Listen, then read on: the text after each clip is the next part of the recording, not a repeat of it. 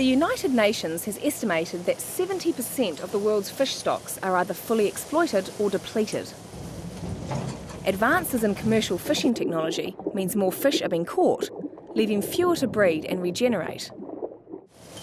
This has a massive impact on all marine ecosystems. Which is why I'm really excited to be here at Goat Island Marine Reserve, just north of Auckland. Because unlike other parts of the world, this is actually a really good news story. This is the oldest marine reserve in New Zealand, which means there's been no fishing here for 35 years. And I'm about to get amongst it all. Since the Goat Island Marine Reserve was established in 1875, the area has improved beyond anyone's expectations. The sea life here is rich and plentiful. I'm here with Jenny and Tony Enderby, who are marine reserve rangers for DOC and experts on the ecosystem here. Now, Tony, I heard you were actually opposed to the fishing ban here at one stage. Yeah, it's a bit embarrassing now, but the dive club I was with, we got quite staunch about not being able to fish here, and of course coming here and seeing a sign that said you could no longer spearfish, we were all horrified and went away and made all sorts of threats. But it didn't take us long before we realised that it was a brilliant idea. Awesome. It's been popular, Jenny?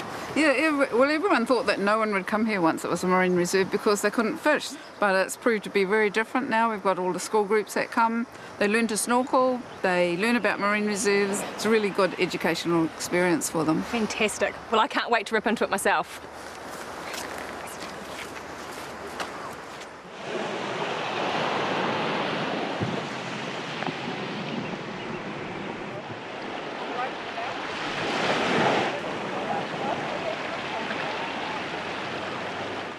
The single biggest change to the marine ecosystem at Goat Island is the return of the snapper.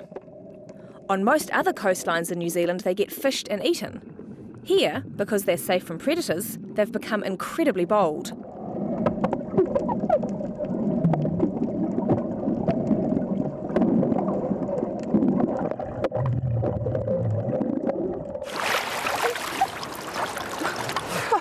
That is incredible. So many snapper. Yeah, there's normally between 12 and 15 times the number of snapper inside the reserve than what we get outside the reserve. Snapper here are generally much bigger, and of course they're much more friendly. The snapper here are incredible. They live to a really old age, up to maybe 80, 100 years old. Before this was a marine reserve, we never saw any of those really large, really old snapper. Another returning species is the rock lobster.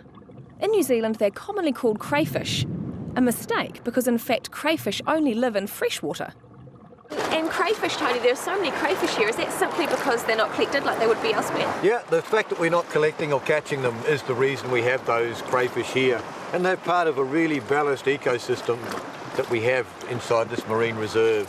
When the crayfish and snapper numbers returned here, they started eating the kinna, so the kinna numbers were reduced down. And what that's done, that's actually allowed the kelp forest to grow. At Goat Island, kinna now live in rocks and crevices, hiding from snapper and lobster.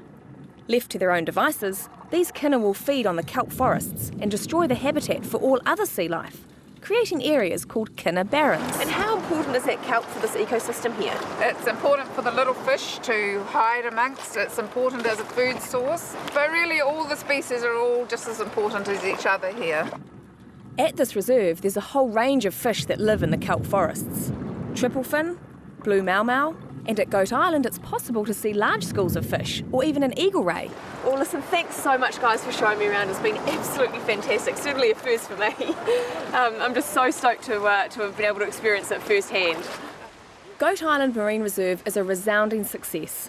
It helps replenish fish stock, it's a valuable research area, and it's a tourism destination. Over 300,000 people visit Goat Island every year.